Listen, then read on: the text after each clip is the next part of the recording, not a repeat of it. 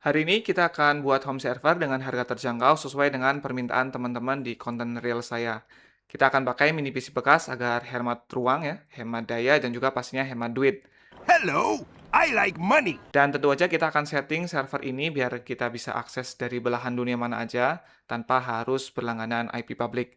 Nantinya kita akan tutup dengan menginstal aplikasi melalui Docker yang nantinya kita expose biar bisa diakses oleh publik dengan cara tunneling. Kita akan mulai dari berbelanja. Ini bebas mau di toko hijau atau oranye atau toko komputer terdekat. Kebetulan saat itu saya beli di toko oranye. Konfigurasi yang saya pilih seri i5 Gen 7 dengan RAM 8 GB tanpa SSD. Ini nggak harus sama, tapi secara umum CPU-nya harus berjalan di 64 bit, support untuk virtualization, dan RAM-nya setidaknya 4 GB karena nanti kita akan pakai Docker untuk menjalankan aplikasi.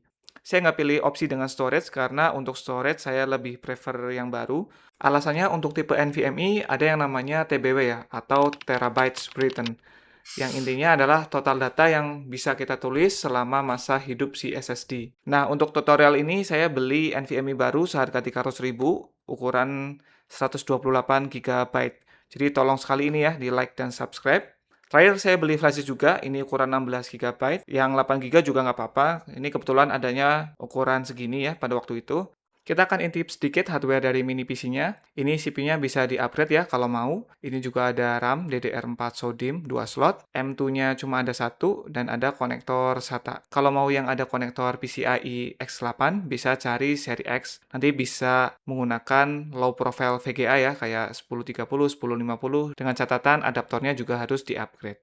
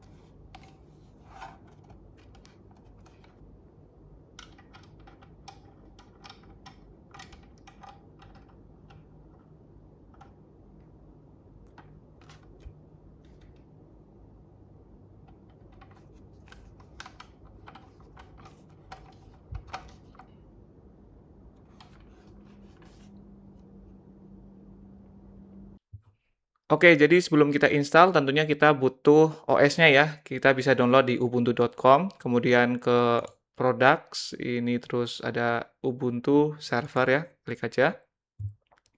Terus download Ubuntu server, download ya, ini ya.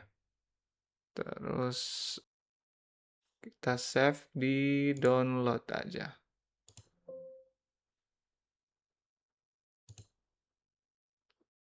Oke, kita akan tunggu downloadnya sampai selesai. Nah, kita akan balik lagi ke halaman server, kemudian ini how to install. Jadi tadi kita sudah mendownload ISO image-nya ya. Kemudian kita akan bikin bootable flash drive. Nah, jadi biar si file ISO ini atau Ubuntu ini bisa dikenali oleh PC ya atau mesinnya. Nah, nanti kita akan install dari flash disk seperti itu. Kita bisa pakai Balena Etcher di sini. Nah, ini tinggal di-download aja. Bisa untuk Mac, bisa untuk Windows juga. Nah, ini tinggal di-download. Ini udah saya siapkan, jadi tinggal dibuka aja. Kemudian di-run. Flash disk-nya juga udah ditancepin juga ya ke komputer. Kemudian kita flash from file. Di sini tadi filenya ada di Ubuntu ya, di-download. Kemudian select target. Nah, ini flash disk-nya ya, ini flash disk punya saya. Terus tinggal flash. Nah, ini kurang lebih 5 menit kali ya, 5 menit kita akan balik lagi setelah selesai. Oke, ini artinya sudah selesai ya, tinggal kita cabut aja si flash disk-nya karena, kemungkinan nggak akan muncul drive-nya lagi ya di sini ya. Jadi kita langsung cabut aja. Ini kita bisa di-close sekarang dan cabut si flash disk-nya. Oke, pastiin si PC ini juga udah connect pakai LAN ya, karena akan repot nanti kalau nggak dipasang dari awal karena harus konfigurasi manual. Terus kita juga perlu colokin si keyboard untuk proses instalasi. Nanti setelah selesai kita bisa lepas, karena nantinya kita akan akses server ini dari device yang lain ya, misalnya dari Windows atau Mac atau bahkan HP Android sekalipun. Terus kita akan colokin ya si USB ini, lalu baru nyalakan. Oke, untuk masuk ke BIOS, untuk di Lenovo saya pencet Enter, kemudian F1 ya, nanti akan muncul tampilan BIOS seperti ini. Nggak perlu khawatir, kita cuma akan ngubah beberapa ya, beberapa setting, cuma satu malah sebenarnya. Jadi ini menunya tergantung dari merek ya, atau brand dari komputernya. Ini kalau di Lenovo ini ada di power, kemudian after power loss, ini saya setting menjadi power on. Jadi ketika listriknya mati ya, kalau misalkan ada pemadaman, terus nyala lagi, dia akan nyala sendiri. Atau bisa juga ke last state ya. Jadi tergantung kondisi sebelumnya. Kalau misalkan sebelumnya mati ya tetap mati, kalau sebelumnya nyala ya nyala. Ini saya ganti ke power on ya. Terus di mmm primary boot sequence, ini urutannya udah benar ya. Pertama di USB karena kita mau akan nginstal dari USB dulu ya. Sebetulnya kalau atasnya nggak USB juga nggak masalah kalau misalkan storage-nya kosong ya, maksudnya NVMe baru atau SSD baru karena dia akan cari sendiri mana device yang ada bootable OS-nya. Oke, kalau udah di sini pencet F9 ya untuk F10 sorry ya, untuk save and exit. Ini untuk menyimpan kemudian akan nge-restart sendiri. Ini bisa beda di, eee, brand lain ya, misalkan pakai MSI atau Asus, bisa beda-beda, tapi umumnya biasanya F10 ya. Tinggal dibaca aja ya keterangannya.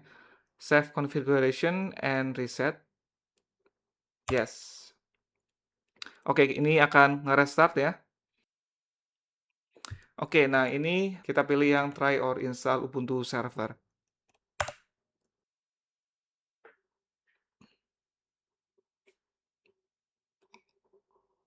Oke, udah ke menu pilih bahasa ya. Kita pilih bahasa Inggris ya. Saya sih sebenarnya bukan kita ya. Kemudian layout-nya ini ya, QWERTY US ya. Kita continue aja atau done. Pilih Ubuntu server ya yang paling atas sendiri. Nah, di sini akan muncul network card ya. Di sini ada Ether 1 sama ada WiFi-nya kebetulan ada pakai WiFi. Kita tentu mau pakai yang LAN ya. Oke, ini nggak ada yang perlu disetting, tinggal di done aja atau misalkan mau pakai, WiFi ya, nggak rekomendasi ya, cuman kalau misalkan adanya itu, tinggal dimasukin ya username atau password-nya di sini ya. Misalkan di sini, mmm, edit WiFi, network name-nya apa, kemudian password-nya apa. Oke, saya mau pilih yang pakai kabel dan saya tetap rekomendasikan pakai kabel ya, untuk mendapatkan kecepatan speed yang maksimal ya, sesuai dengan spesifikasi kartu jaringannya. Oke, dan kemudian di sini dan aja, kemudian kita tunggu ya. Oke, kita dan juga di sini ya. Dan kemudian di sini OS-nya mau taruh di mana ya? Punya saya ini di NVMe SSD ini. Oke, untuk yang ini kita default aja, kita dan juga. Oke, ini udah betul ya. Kita akan install di NVMe, kita done. Kemudian kita continue. Nah, ini nama servernya ya. Oh, sorry, ini adalah username-nya ya, misalkan nama saya sendiri. Nama servernya katakanlah server rumahku. Ini username-nya, yang tadi nama ya, sorry ya. Kemudian password-nya, ini password untuk nanti login di SSH ya. Ini kita password, ini password lagi, kemudian done. Ini skip for now ya, karena kita nggak akan upgrade ke Ubuntu Pro ya. Kemudian kita akan install OpenSSH server ya, boleh. Kemudian kita done aja, nanti kita akan configure ya. Walaupun kita nanti akan bocorannya akan lebih ke pakai Tailscale ya, tapi kita siapkan aja. Siapa tahu nanti butuh ya. Kita done. Ini ada package third party-nya ya, yang bisa kita install. Kita skip aja untuk sekarang. Dan ini akan lanjut ya ke proses instalasi OS-nya. Oke, ini sudah ada menu opsi untuk reboot ya. Ini tinggal reboot now.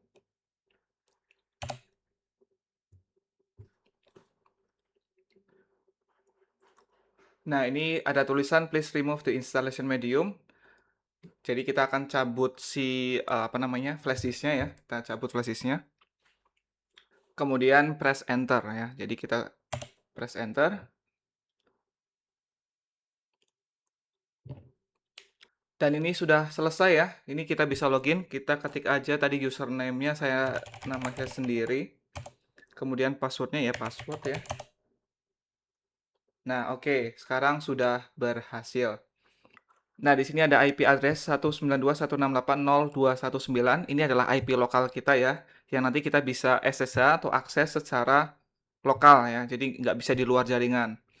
Nah, apa sih artinya lokal jaringan ini? Ya, artinya cuma perangkat yang terhubung di jaringan yang sama yang cuma bisa ngakses. Contoh sederhananya, misalnya teman-teman punya router dari ISP ya, dari IndiHome, dari Biznet, dari mana aja. Nah, semua device kayak HP, Smart TV, semua connect ke router ISP ini ya. Nah, maka cuma perangkat-perangkat ini aja yang bisa ngakses si 192.168.0.219 karena di satu jaringan atau kasarnya bisa satu router lah ya.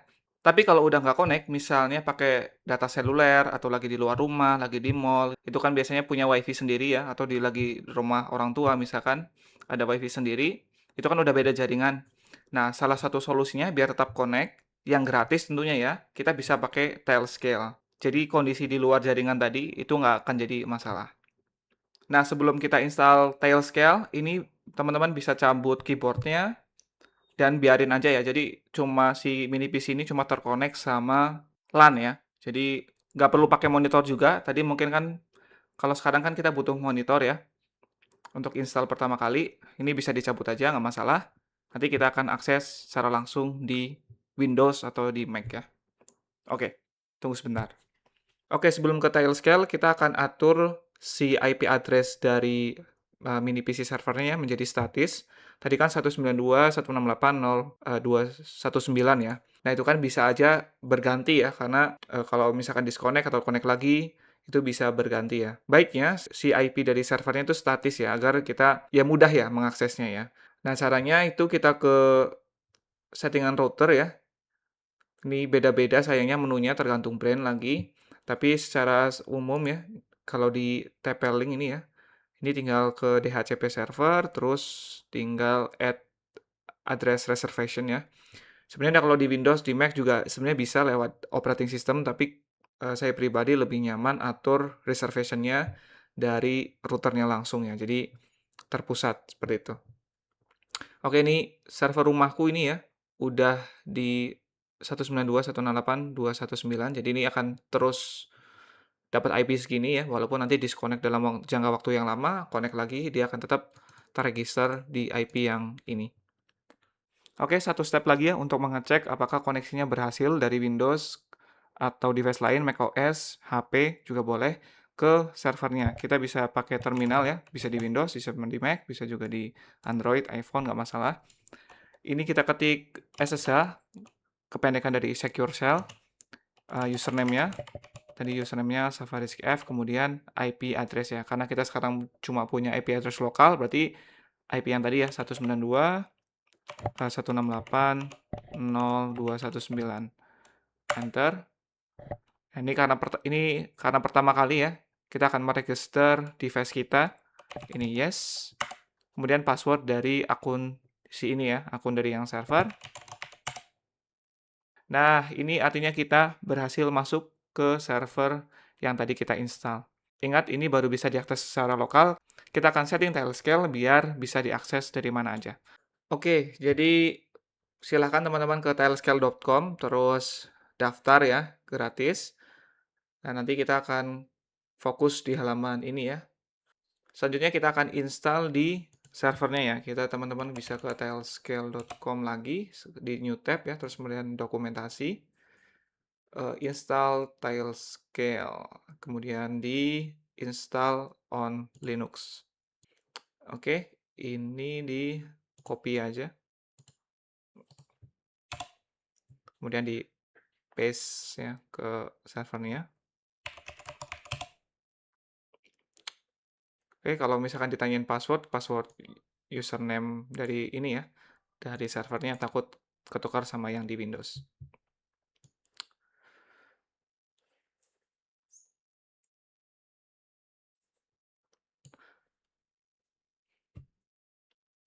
Oke, berhasil ya. Ini perintah selanjutnya tinggal login to start Tailscale by running sudo bisa aja Tailscale up ya.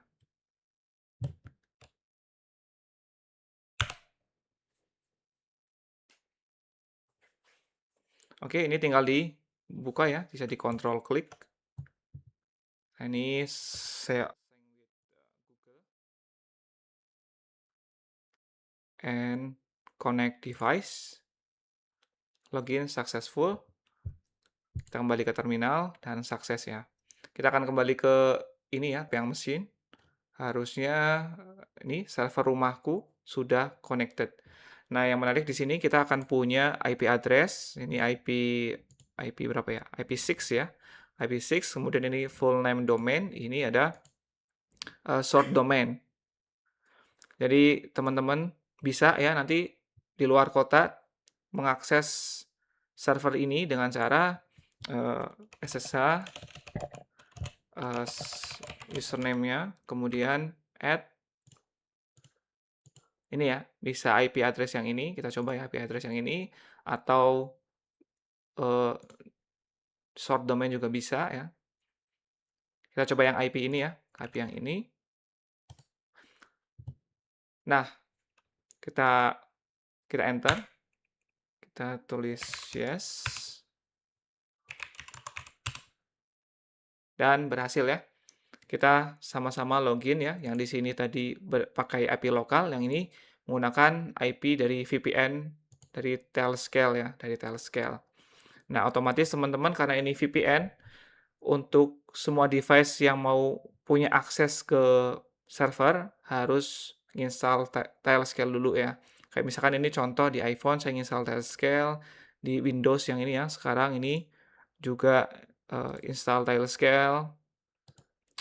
Kemudian di laptop dan di Android juga install ya. Jadi mereka semua punya akses ke server rumahku ini ya, ke server rumahku ini maksudnya ya.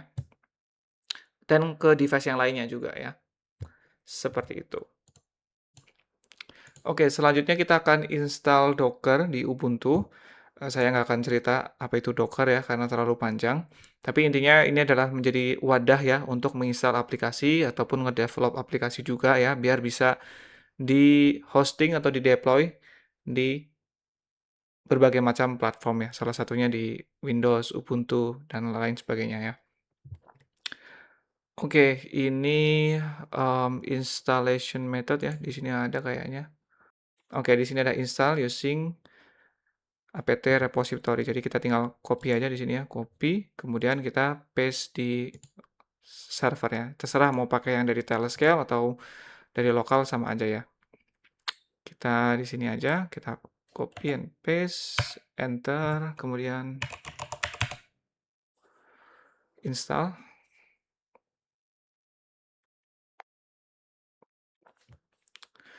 Udah, kemudian satu lagi, yang ini. Kita paste, copy, yes. Oke, selesai. Oke, selanjutnya saya akan contohkan gimana caranya kita nge-hosting suatu aplikasi yang udah ada di internet ya, atau istilah kerennya self-hosting ya, kita bisa nge-self-hosting berbagai macam hal, dan selanjutnya saya akan contohkan satu aplikasinya. Oke, salah satu aplikasi yang bisa kita self-hosting adalah Bento PDF. Ini kalau misalkan teman-teman biasanya kan pakai I Love PDF ya. Nah, itu kan parkir dulu ya datanya di server orang. Nah, kalau ini semuanya ada di klien ya. Jadi nggak ada diproses ke server ya. Klien artinya itu adalah di browser ya sebenarnya. Jadi nggak ada kirim data keluar. Nah, di sini kita bisa install ya sendiri, bisa ke ini ya GitHub-nya, ke GitHub. Kemudian di sini akan ada bagian self hosting, ada beberapa cara. Cuman kita akan karena tadi kita sudah pakai Docker, kita akan deploy sendiri menggunakan Docker ya, Docker Compose tempatnya ya. Kita copy aja di sini, kita kembali ke server, kita buat folder baru, katakanlah mkdir Docker Compose ya. Nah, ini nama folder aja sih terserah. Kemudian kita ke Docker Compose. Kemudian kita buat file namanya docker compose yml seperti ini ya, docker strip compose .yml. Kita paste aja di sini. Kemudian Ctrl X, kemudian save yes, enter. Nah, kemudian kita jalankan perintah docker compose up strip d. Strip d ini artinya mengizinkan ya kontainer ini berjalan di background ya.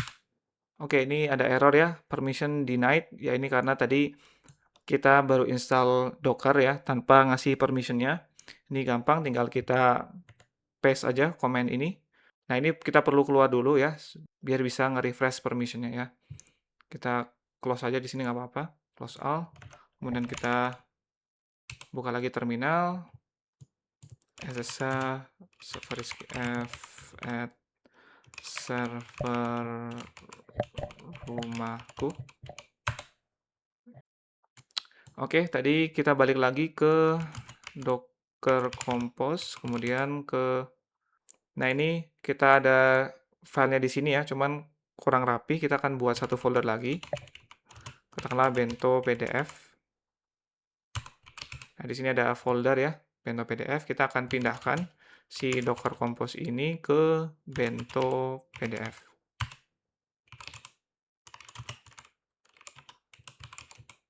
Ya, ini artinya kita sudah pindahkan si Docker Compose ini di bento PDF. Nah, oke, sekarang tinggal jalanin command yang sama, docker compose up strip d ya. Nah, ini artinya kita akan mendownload image-nya. Image-nya itu kurang lebih artinya filenya ya, seperti .exe atau dmg. Analoginya sama seperti itu. Artinya si aplikasinya sudah diwadahi, sudah bisa dipakai ya. Nah, kalau misalkan kita jalankan docker ps, nah ini kita tadi menjalankan bento PDF container ya, berada di port 3000. Saya akan jelaskan sedikit aja deh. Docker get docker. Nah, di sini ada port ya, artinya kita bisa menjalankan ya dari sisi Windows ya atau dari sisi operating system yang kita menjalankan ini ada di port 3000. 8080 adalah port dari si kontainer. Nah, ini 0000 ini adalah IP address untuk self reference ya. Kalau misalkan kita akses dari Windows ini, otomatis kita harus 192.168.219.3000 ya. Nah, seperti ini. Atau kalau misalkan tadi pakai Tailscale ya, tinggal IP address dari si Tailscale. Juga bisa. Nah, ini artinya kita sudah berhasil menghosting, ya, self-hosting bento PDF secara lokal. Jadi ini dalam satu jaringan bisa akses si bento PDF ini. Nah, mungkin pertanyaannya gimana cara untuk semua orang ya, atau teman-teman yang nggak berada di jaringan yang sama, nggak juga berada di Tailscale, juga bisa mengakses tools yang ada di server kita. Nah, kita akan tunneling menggunakan Cloudflare. Tapi sebelum itu kita perlu beli domain dulu ya, yang murah meriah, agar kita bisa menamai sesuka hati ya domainnya nanti. Oke, kita akan kembali sesaat lagi untuk membeli domain. Oke, ini saya sudah di rumah web ya. Teman-teman bisa juga di tempat lain, silahkan. Saya juga punya di Hostinger ya, ini domain saya yang sekarang. Tinggal ketik aja ya nama yang mau ya. Ini misalkan saya pilih inisial saya sendiri aja, cek domain. Ini kita close aja. Oke, kita akan cari yang paling murah ya. Ini ada yang paling murah 25.000 per tahun ya. Ini murah sekali. Kita klik daftar. Em, bisa boleh ya, opsional ya. Ini karena untuk demo ya. Saya nggak perlu. Terus beli domain aja. Add-onnya nggak usah. Lanjut. Saya memang belum daftar ya. Kita pakai Google aja. Kita Google.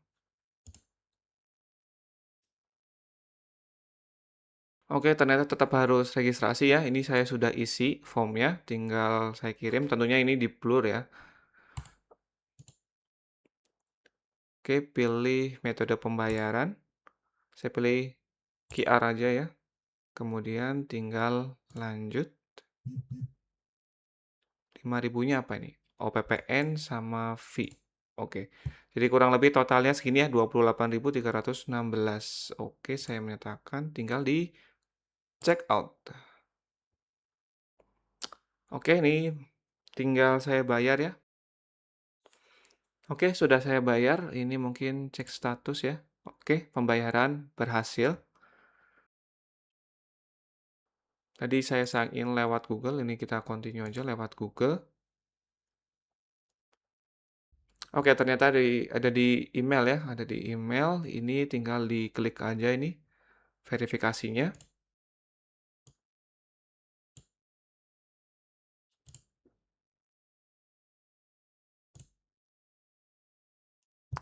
Oke, ini datanya berhasil diverifikasi.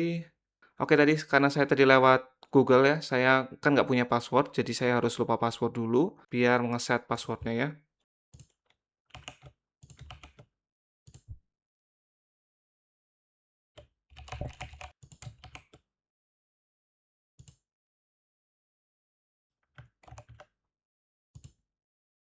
Oke, saya berhasil masuk ke dashboardnya ya. Ini saya cek sudah domainnya sudah aktif ya. Kita coba.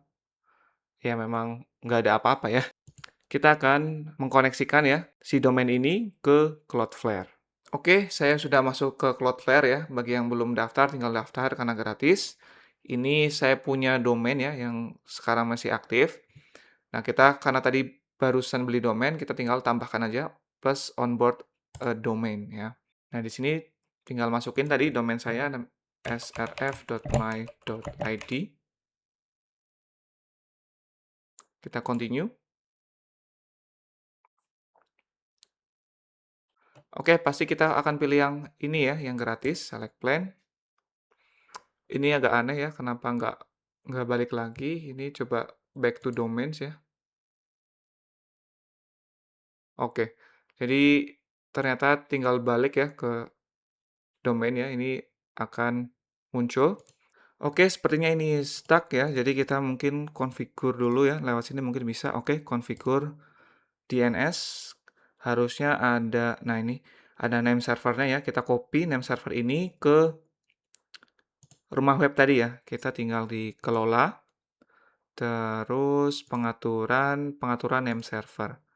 Nah, di sini kita tinggal copy name servernya, kita copy, paste, and copy satu lagi. Oke. Nah, jadi kita akan menggunakan name server dari Cloudflare ya. Kita ubah name server. Nah, ini akan butuh waktu ya, bisa kadang beberapa menit, kadang beberapa jam. Kalau nggak hoki juga kadang mungkin butuh 1 hari, tapi harusnya cepat ya. Kalau yang settingan domain sebelumnya sih hanya beberapa menit ya. Nah, di sini tergantung ya, bisa 1 sampai 24 jam ya. Oke, kemudian oke, ternyata invalid name server ya. Mungkin karena tadi defaultnya kan masih ada ya. Kita coba klik domainnya. Kemudian cek name server now. Oke, kita akan tunggu lagi beberapa saat ya. Oke, kita coba refresh lagi. Aktif. Oke, jadi udah aktif ya, ini domainnya, bisa pas gitu ya. Ini ini tanpa di-planning sama sekali dah. Oke, sekarang kita akan tunneling ya, si Bento PDF ini yang berjalan di lokal ini ya. Kita akan expose ke publik ya, jadi semua orang bisa akses Bento PDF ini yang ada di server kita. Kita akan search aja di menu, kita ke ini ya, domain yang baru kita. Terus quick search harusnya bisa ya, kita search tunnel. Nah, di sini akan muncul.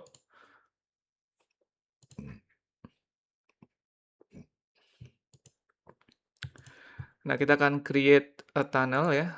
Kemudian kita pilih Cloudflare ini ya, yang ini. Nama tunnelnya katakanlah server rumahku. Biar konsisten aja, kita save tunnel. Nah, kita akan pilih Debian ya. Jadi Ubuntu sama Debian instalasinya sama. Arsitekturnya 64 bit. Kemudian yang ini ya, bukan 4 bit yang ini ya, tapi yang ini ya. Kemudian kita copy ya ke server lagi. Enter. Password. Oke, berhasil. Kemudian tinggal jalanin yang ini ya, satunya. Paste. Berhasil. Kita kembali ke konektor. Nah, di sini kurang lebih akan muncul ya, di sini ya, server rumahku sudah healthy. Kita klik di bagian sini menunya, configure. Terus ke publish application routes. Kita tambah ke ini ya, srf.my, domain yang dimau lah intinya ya.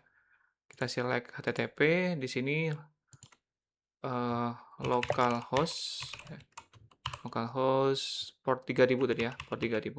Kenapa bukan IP? Karena si ini ya, konektor tadi kan sudah mengarah ke sini ya, jadi makanya kita bisa ketik localhost, bukan IP address dari si servernya ya.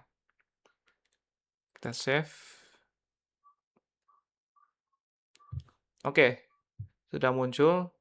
Ini kita bisa coba ya. Nah, sekarang sudah ya, srf.my.id.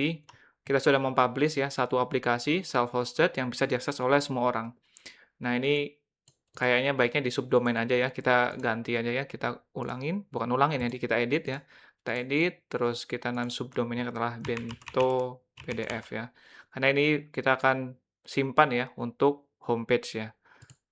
Homepage bisa buat portofolio, resume, dan sebagainya ya. Kita tes lagi, kita ke sini ya. Nah ya, sama aja ya, bento pdf.srf.my.id. Ya kurang lebih seperti itu proses membuat home server kecil-kecilan ya, dari mini PC bekas sampai fungsional seperti ini. Dan tentunya teman-teman bisa akses ya di mana aja, tanpa harus satu jaringan lagi. Semoga bermanfaat, sampai jumpa di video mendatang. Terima kasih.